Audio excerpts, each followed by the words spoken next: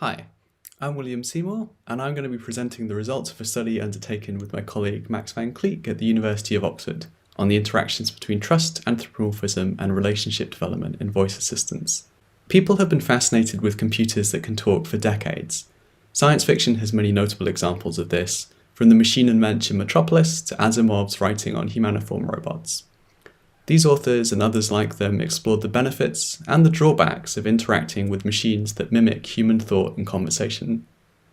Meanwhile, researchers also began to explore the potential for these systems, such as Weizenbaum's ELIZA. More recently, Google unveiled Duplex, a system capable of making phone calls that are sufficiently convincing as to come across as human. One of the extraordinary things that happens when voice assistants speak to us is that they activate the same parts of the brain as a human speaker would. Work by Knapp and others showed that people follow social rules with computers and apply stereotypes to them as if they were talking to a person, despite the fact that they know their conversation partner is a computer. This is closely related to anthropomorphism, the tendency to ascribe human characteristics to animals and inanimate objects, something that's been closely studied in the context of human-robot interaction. This isn't a new phenomenon with technology, and for a long time we've been designing and using devices like the Tamagotchi and parotherapeutic robots that are specifically intended to have these effects, and voice assistants continue this trend. Beyond this, we've also seen devices like smartphones be characterized as comfort blankets or pacifiers, with connected technology also giving rise to parasocial relationships between users, influencers, and virtual personalities. It's apparent that the use of conversation and speech changes the way that we interact with computers, and this is at least partly related to the way that humans tend towards anthropomorphism. But what isn't clear from prior work is whether the addition of speech to computers represents a deeper shift in our relationship with the technology that we use, perhaps more akin to the development seen in interpersonal relationships than in our attachment to inanimate objects. So, in this work, we set out to explore whether these relationships follow the same patterns that we see in relationships between people, and how this might fit into what we already know about how people trust and anthropomorphise their devices. But how do we measure human relationships? There are several models of relationships between humans that take on different structures. Focusing here on stage models, two main examples are Altman and Taylor's theory of social penetration, and Knapp's staircase model of relationship development. The former characterizes relationships in terms of breadth and depth, the different areas of our lives and the extent to which we share them with people. Knapp also adopted a tiered approach with the staircase model, where people move up and down levels of intimacy over time. Often, our relationships stay on the outskirts of these models, with only a few warranting the effort to be developed further. We created a survey to measure the correlations between trust, anthropomorphism, and relationship development based on 3 existing inventories drawn from the literature. We used 15 questions from a previously validated survey on trust and decision support systems. We also adapted work by Welch and Rubin, who operationalized Knapp's staircase model of human interpersonal relationships, matching each stage to behaviors typical of relationships at that level. After replacing references to partners with Alexa, we ran 2 pilot surveys to identify questions that were clearly inappropriate in the context of the study, such as exchanging physical tokens of affection, and this left 15 questions on relationship development. Finally, we included word association questions from Laumann and Haslam's work on anthropomorphization, with 10 traits for each of human nature, traits unique to humans, and robots, with some refinements identified in prior work. I've put some demographic information about our participants on the left-hand side here. We used responses from Alexa owners to calculate the main statistics, and I'll compare those to owners of other assistants later on.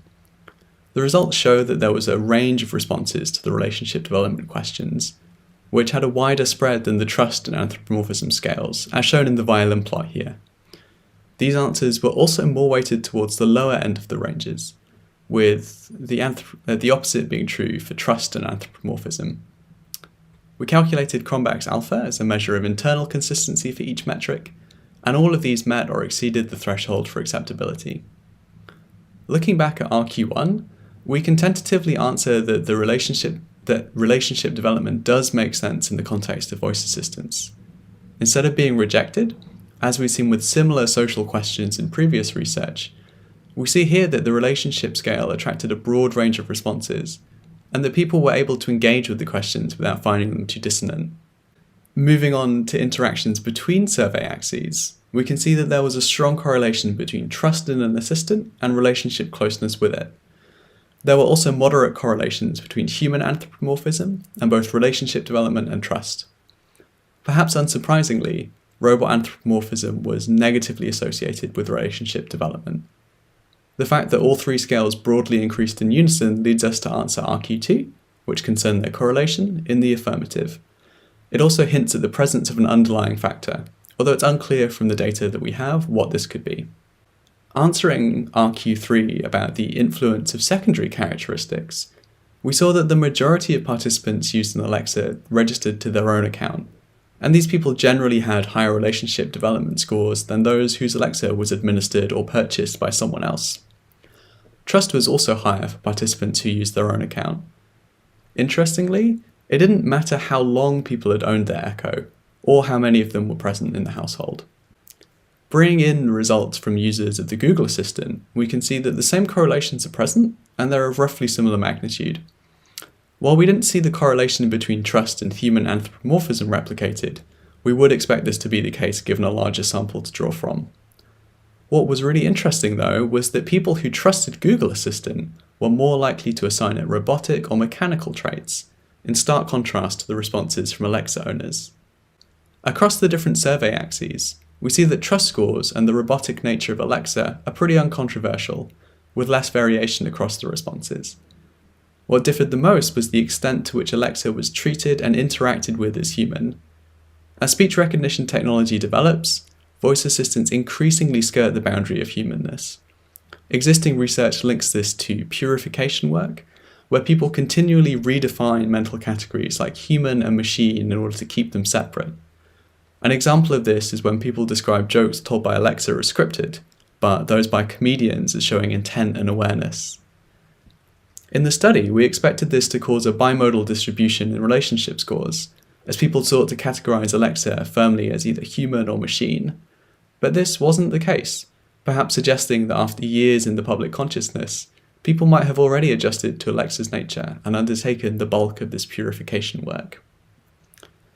But if we interact with these devices socially, and to some extent as if they were human, there are a number of pressing ethical concerns that need to be addressed. Given that prior work has already shown how similar interactions can be used to increase information disclosure, and that disclosure plays a key role in the formation of social relationships, there's a clear potential here for voice assistants to manipulate users. This is especially concerning in a sector incentivized to harvest as much information about users as possible.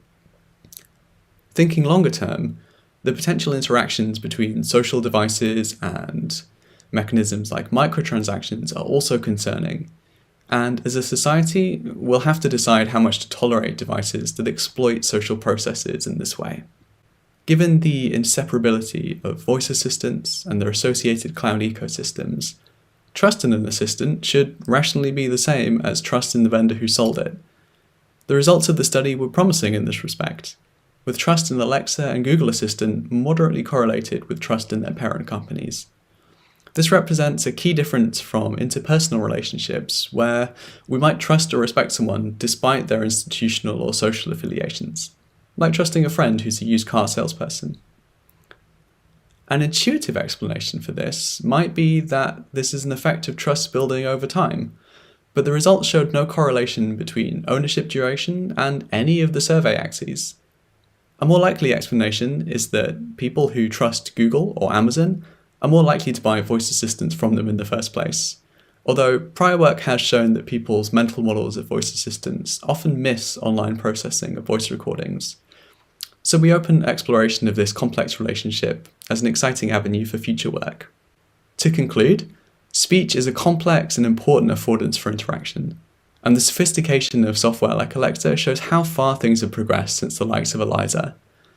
The results of our study show that the use of speech by devices is driving a deeper shift in our relationship with these technologies, towards something more social in nature.